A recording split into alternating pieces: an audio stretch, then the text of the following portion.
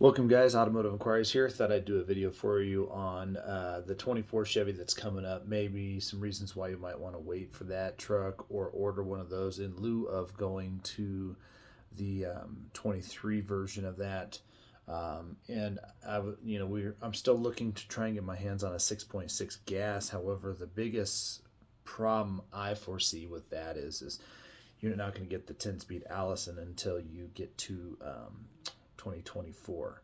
So there's a lot of great things happening with the Chevy Silverado in 24. There's going to be some exterior changes to it, not drastic, the grille and some other aspects, some lighting, whatnot, but a lot of other things that are coming up are, of course, that addition of the 10-speed Allison to the 6.6 gas. Unfortunately, the 6.6 gas is not getting a power bump. It's going to stay at 401 and 464, which is going to put that in line with the new 6.8 I guess Babyzilla from Ford, and it's going to be just under by horsepower by quite a bit actually against the Godzilla. Now that may not be a deal breaker, but for the diesel fanatics, that is going to be bumped on the diesel from 445 and 910 now to 470 and 975. Again, with Chevy, they're not necessarily in a horsepower race against all of the other manufacturers out there.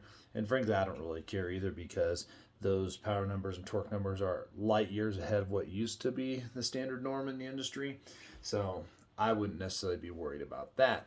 One thing that I do like is it looks like you're going to get 2 or 3 different interior colors depending on your trim level with Chevy this year, which is pretty cool. Looks like they're sticking with the same thing. Tri-coat white, looks like a black, radiant red, sterling gray, summit white, which is plain white, and then lakeshore blue metallic, which is kind of like what's replacing that North Sky blue. But it does look like they're not going to have the bright red anymore, which for Ford it's race red, and I think it's rapid red. No, that's Ford too also. I can't remember. It's super bright. Fire engine red that doesn't look like they're going to have, which they say 1 in 100 is a red buyer anyway. So that would be me, and 99 other people don't like it. So I guess it's good reason to get rid of it. Multi-flex is coming back. And it does look like the tow ratings are going to be bumped a little bit now that they're getting a 10-speed on the gasser, which is good, because the 22, 23 specs for most record zones was under 15, which is not quite on par with the other manufacturers out there, Ram and Ford. Multi-flex, again, is coming back. Some of the biggest things that I think that are really coming up besides that Allison that's coming to the gasser, which again, I'm torn. Do I get a 6.6 with a 6-speed? I think the 6-speed is a good transmission, and take a whack at it. There's a lot of people coming across the board saying they're having problems with torque shift on the Fords on the Godzilla side. Well, that's the same torque shift with the diesel, so I don't know why the less powerful engine be trashing that transmission and then the diesel's not. There's no difference. So I can't put my finger on that one, but some of the good things that came out this year when I was talking with them are trailer side blind spot alert, the transparent trailer view camera, which they've had, but now it's going to be for both conventional and fifth wheel, and then that adaptive cruise controller with trailering. So before, trailering with adaptive cruise really wasn't working all that well. It's hard because there's so many little nuances that come with adding a trailer to that, but looks like that's going to be new. My biggest thing, and this may not be huge for a lot of people, are all the safety stuff. As you guys know, on my Ford XLT 22, it has a lot of standard features when it comes to safety tech. And most people don't need this. Most people don't like it. But I think the majority do like having the option there and don't like it being part of a separate package later. So they're going to have standard forward collision, alert and automatic emergency braking, pedestrian braking, standard lane departure warning, following distance indicator, and my ultimate favorite, IntelliBeam high beam assist standard across all trims. So again, if you haven't had that feature, then I say, once you do, you probably will also love it. Now, if you're going to go to Chevy's website and try and build a 2024 Chevy Silverado HD, it's not working very good to try and even do that. In addition to that, trying to build a 23 now, because of the way part runs and everything, they're basically phasing out that that version and going to this new one. You might be able to build one, but trying to send your link to the dealer is going to be ultimately hard. However, talking with 2 different Chevy dealerships here in Colorado, you can sit down at their place, and as long as the system's up there, order one. They actually have some 24s coming. So we're going to be getting new 23s on the lot. At the same time, the new 24s are coming in. Now, whether Chevy or GM allowed those to be customer builds initially, or these are stock vehicles, I have no idea. What's happening with a lot of people is people are ordering vehicles, me also included, and I may not even pick up the 23 Ford Super Duty.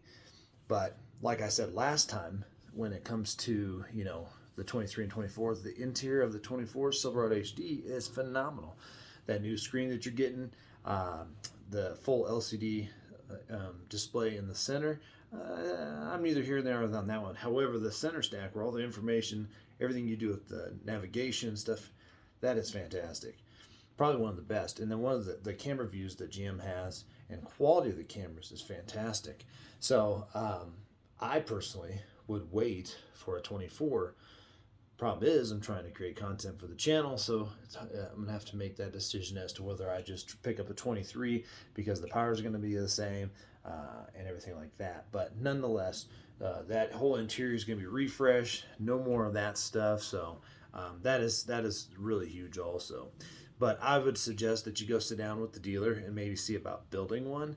I know of 2 23s that are, 24s that are expected to be here in Colorado in May, and they're both going to be diesels, one black, one white, at this specific dealer. I don't want to bombard them with this, so I don't have their permission to give you their information. However, if you do enough research and call around, you'll probably be able to find most dealers are offering the ability to order a 24. They won't be able to give you an exact timeline with everything, and much like the Ford special orders, job ones have already been bumped back months. And whether that's because they're diesel engines or gas engines, I don't know. I've had a couple people say that their gas engine bill was actually bumped up. That's great. The diesel ones have all been bumped back. So again, if you're going to be a gas buyer for GM and your idea is to get one of these 10-speed 6.6 gassers, then you might be bumped up a little bit quicker. But if they're already anticipating some 24s being here in May, that's pretty good. And I think that if you go drive a 23 or a 22 and then go drive that 24, you would know night and day. Now, you can't technically drive a 24. You can probably see them at some of the auto shows, but you can go drive a current 23 model Chevy Silverado or Sierra 1500 and get the gist of what that interior is going to look like on the HD trucks. So I don't know if that's necessarily going to be a console shifter in the upper trims or still be like on the actual steering wheel column type shifter. I would assume that's going to happen with the HD trucks, but that's the best way you can find out. But it does look like you currently can order a Chevy Silverado HD, but I would check with your local dealers in regards to that. Guys, please do subscribe, and I'll keep you up to date as we get through all of these.